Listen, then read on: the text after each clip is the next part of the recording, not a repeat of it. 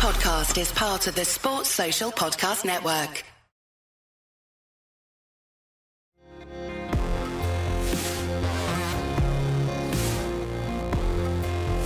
Hello and welcome back to Humans of Speedway, and in this episode that's coming up, another chance to hear the Speedway Paradise, the dream meeting of Shane Parker. Before we get to that though, just want to say thank you to everybody who listened to the previous 2 episodes that we released, the new ones, because they've had such a massive reaction, completely dwarfs anything else that I've done, and I want to say thank you to everybody who has listened and told their friends as well, which is really the main thing you can do to spread the word of Speedway, more than any advertising campaign, more than anything else, is just tell your friends. If you know friends who are Speedway fans, check out the podcast, spread the word. That is the best thing that you can do, and it'd be amazing. And thanks to everybody who's done that in the past and hit subscribe, and if you leave us a review too, we're going to start giving a little bit of a big up in each episode to somebody who leaves a review, so you could have your fame around the Speedway world, which would be very, very good.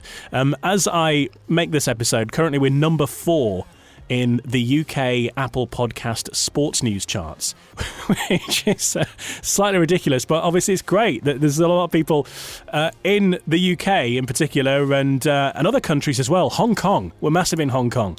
So thank you to everybody who's downloaded and listened, and make sure you stick with us into 2021, because there is some major stuff on the way, a few exciting changes, but if you subscribe, you get all the info as and when it all occurs, and we can let you know what's happening. Right now, onto this episode then. This was one that I did in July this year. Think back to the summer. Hooked up with Shane Parker. He's back in Adelaide now, but a legend of British Speedway. Rode for Ipswich, Lynn, Glasgow, Peterborough, and finished his career at Sheffield. And he's got some amazing stories. If you've not listened to the Shane Parker episode yet, then please do, because it's one of my favourites actually, because he's just got so many great stories. Well known as being an entertainer, bit of a loose cannon in the world of Speedway. Naked hot laps was one of his things. Hear all about those stories, and also the amazing story of how he, as he finished his career at Sheffield, he discovered his biological father, which had so many quirks of fate involving Glasgow and Australia that it is really weird. But you can hear that story in the full episode 6, if you scroll down. But right now we're going to get to his Speedway Paradise, which is Shane Parker's dream meeting. Simple prospect. We do this with every guest that we have on, and ask them to come up with their dream meeting. And the questions are: what would be the track that you'd be racing on? Which stadium would that track be in? Your dream 1 to 7. A rule you would change, who would be the referee, and the opposition as well, which has to be a solid actual team that existed to be the opposition, ultimate team. So all that and more on the way as we hear the Speedway Paradise of Shane Parker. And as always, the first question on the Speedway Paradise feature is: which track would his dream meeting be raced on?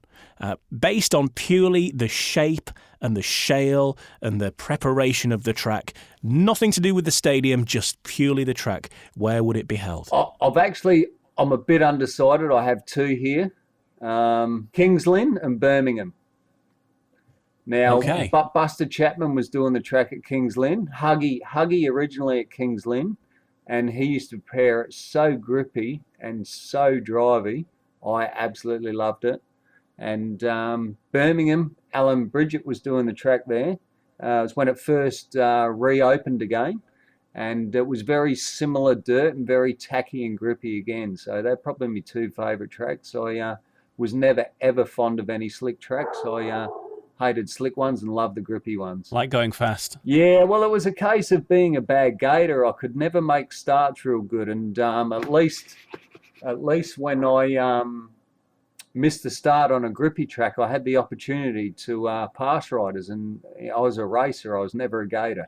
I suppose you've got to be at least one or the other, haven't you? Yeah, well, true. You know, I think a lot of the Danes are very good on the slick tracks. I don't know why it is, possibly because they grow up on slick tracks and that's how they learn to ride. So back here in Australia when I was growing up, we used to race on car tracks with concrete fences and they were always grippy. So, yeah, I guess it's just what I grew up with.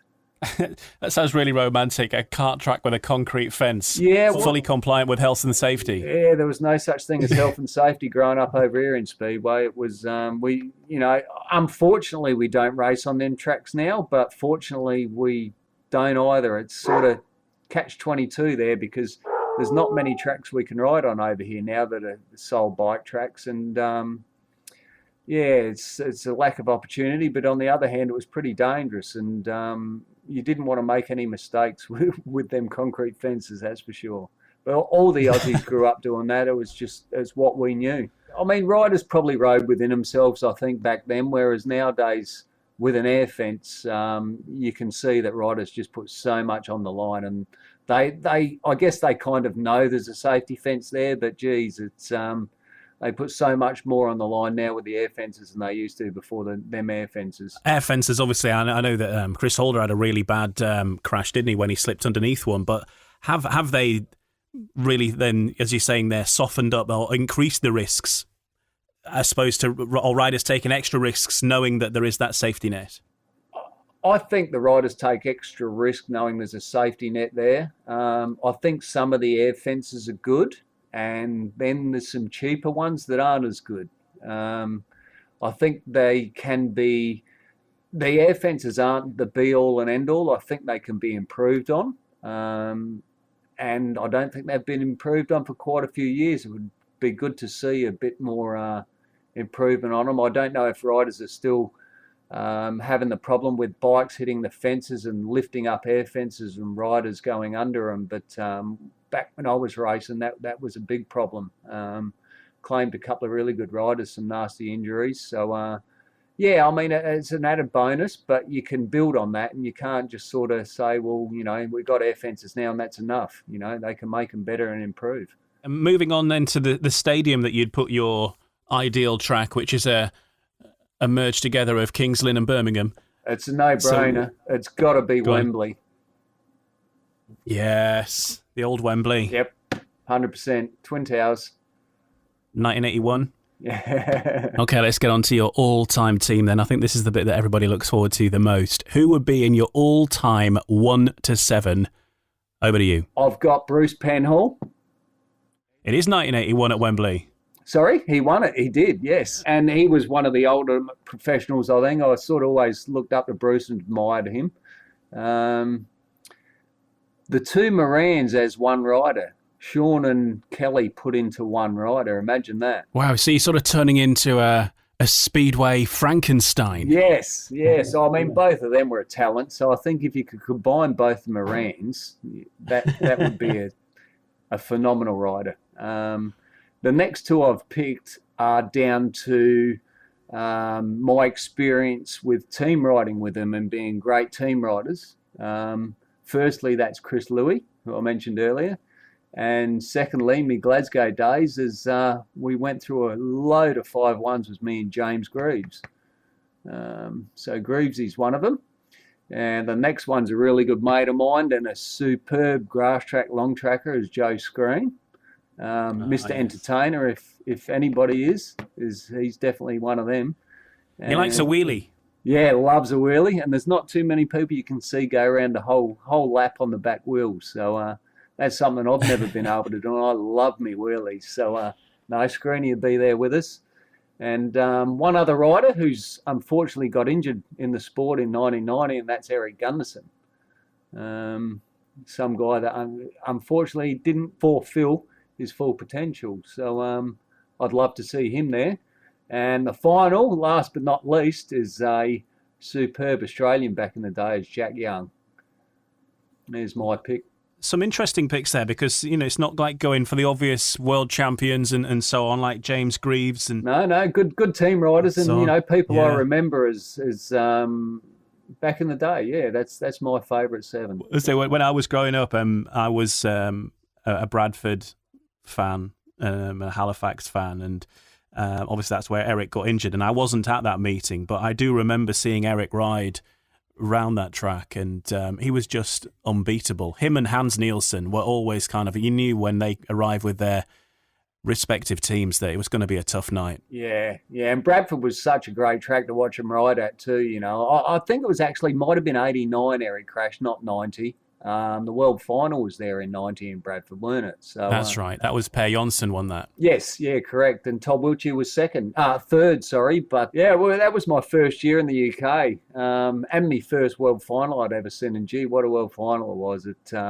Memories there, definitely. It was Todd Wiltshire's first world final too, and to finish third was a super effort. That's another rider I look up to a lot. Reason being, I look up to Todd Wiltshire. He was the immaculate starter. If anybody could gate, it was Todd.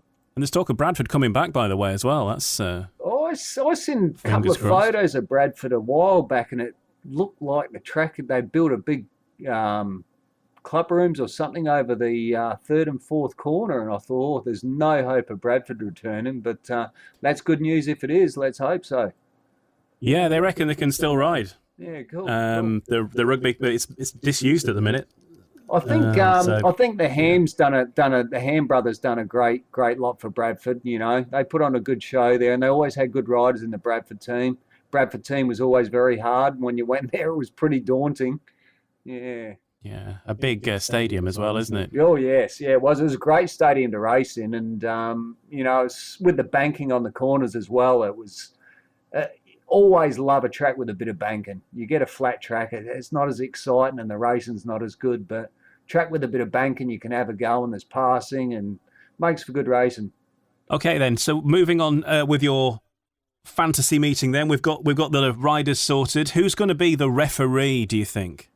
This is not going to be the referee, and that's Frank Ebden, okay? Reason being was he was very quick on the 2-minute button. Bikes would still be on the track and the 2 minutes would be on. So coming in from the race would be finished, they still wouldn't be off the track. Bang, the 2 minutes would be on. And I remember Frank getting a meeting finished in just over an hour one night. So it was all a bit hustle and bustle with Frank. But hard to say. Modern of my era when I was riding, probably the fairest referee. Tony Still or Jim Lawrence, possibly, I think. Paul Ackroyd. Paul Ackroyd was always reasonable, so probably out of them three, I think, mate. Yeah, Tony Steele has had a few mentions. Yeah, I imagine he would. He's very approachable, and you can talk to him, and he explains himself. And at the end of the day, riders, they get excluded or get put out of a race. It can cost them a lot of money, and they've got a lot of frustration to vent, you know, and Tony always approached that really well, and he was always calm and collected about it, and told his side of the story to the rider. And more than not, the riders would understand where he was coming from and agree with him. So that's probably why a lot of people pick Tony, I think.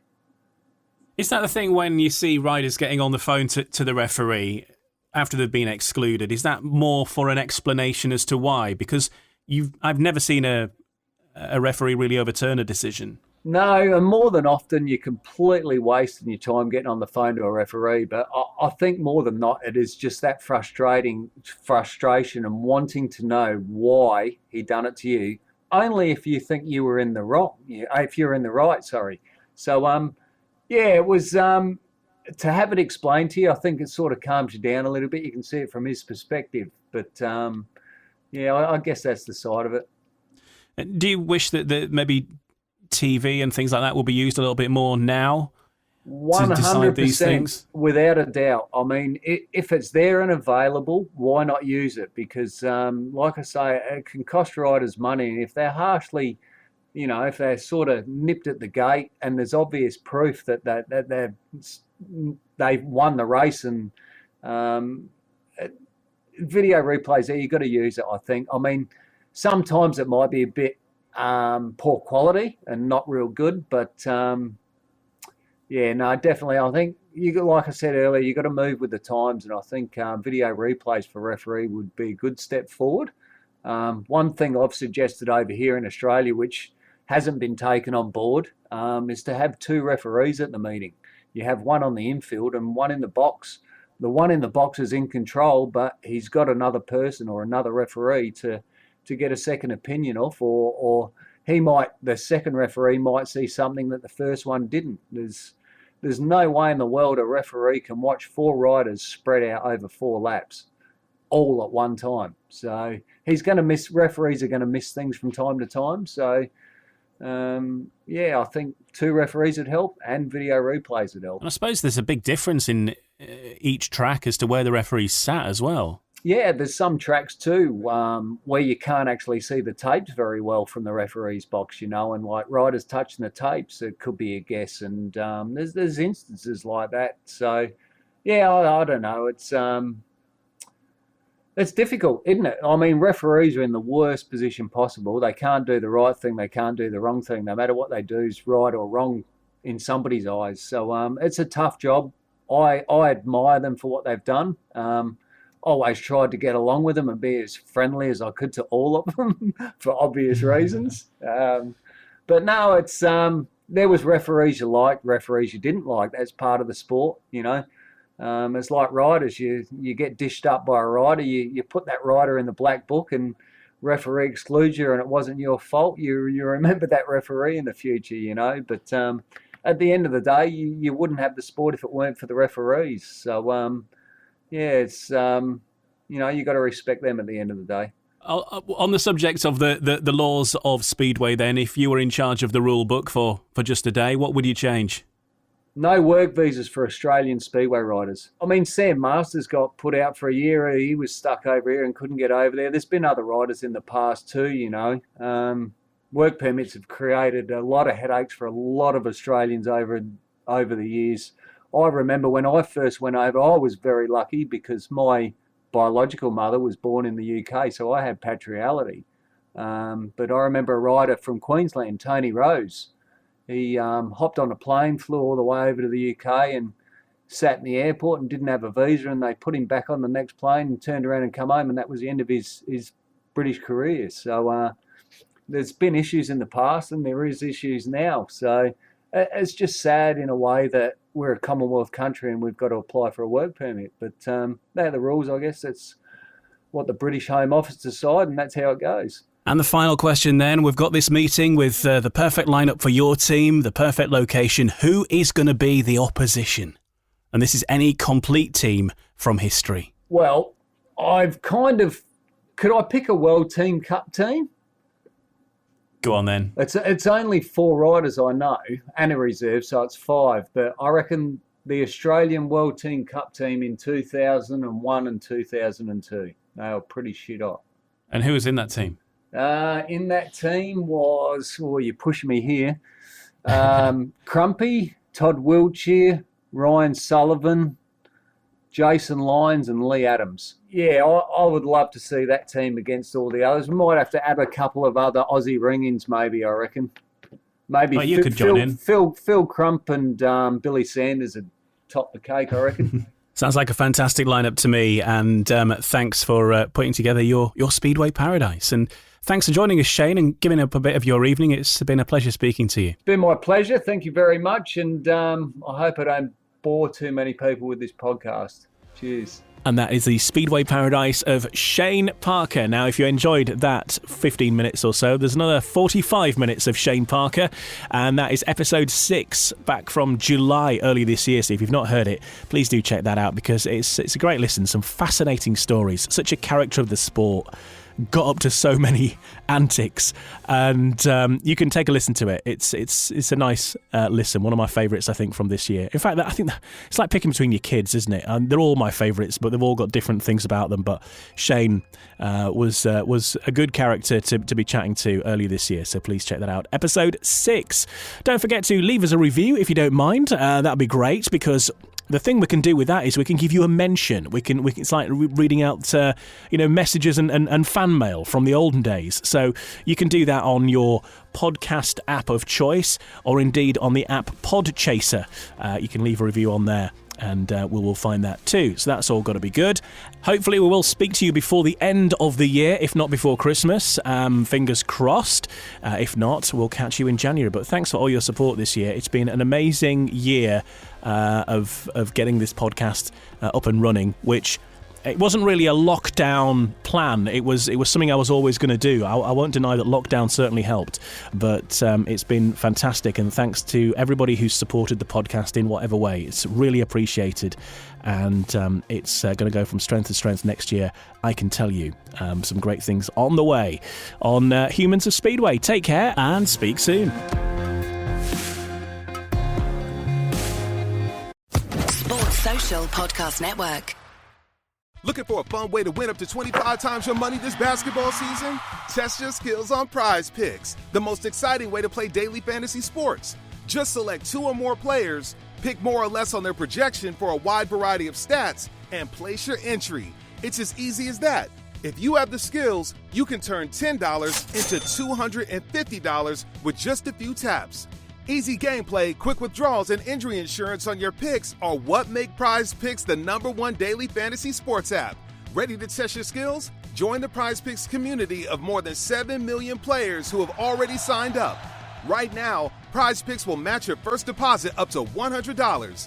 Just visit prizepicks.com/get100 and use code GET100. That's code GET100 at prizepicks.com/get100. for a first deposit matchup to $100. Prize Picks, daily fantasy sports made easy.